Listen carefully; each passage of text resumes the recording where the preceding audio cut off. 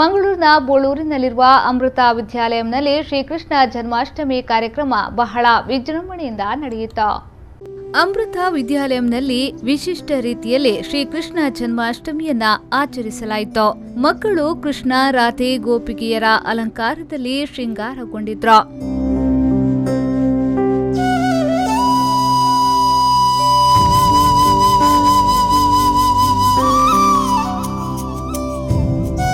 ಕಾರ್ಯಕ್ರಮವನ್ನ ಮಾತಾ ಅಮೃತಾನಂದಮಯಿ ಮಠದ ಬ್ರಹ್ಮಚಾರಿಣಿ ಮಂಗಳಾಮೃತ ಚೈತನ್ಯ ಅವರು ದೀಪ ಬೆಳಗಿಸಿ ಉದ್ಘಾಟಿಸಿದ್ರು.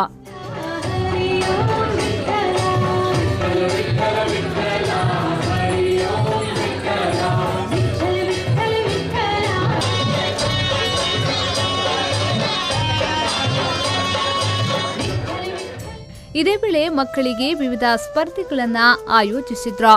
ಮಕ್ಕಳಿಗಾಗಿ ಮಡಕೆ ಒಡೆಯುವುದು, ಒಂದು ಕಾಲಿನ ಓಟ ಸ್ಪರ್ಧೆಯನ್ನ ಹಮ್ಮಿಕೊಂಡಿದ್ರು. ಪ್ರತಿಯೊಬ್ಬರು ಮಕ್ಕಳು ಬಹಳ ಉತ್ಸಾಹದಿಂದ ಸ್ಪರ್ಧೆಯಲ್ಲಿ ಪಾಲ್ಗೊಂಡ್ರು.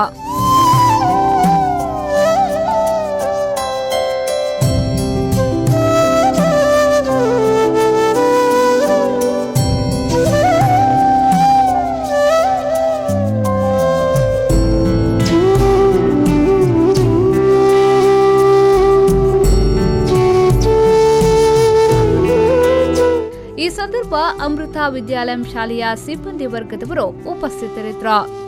ಶರಸಾಲಿಯನ್ ವಿ4 ನ್ಯೂಸ್ 24/7 ಮಂಗಳೂರು.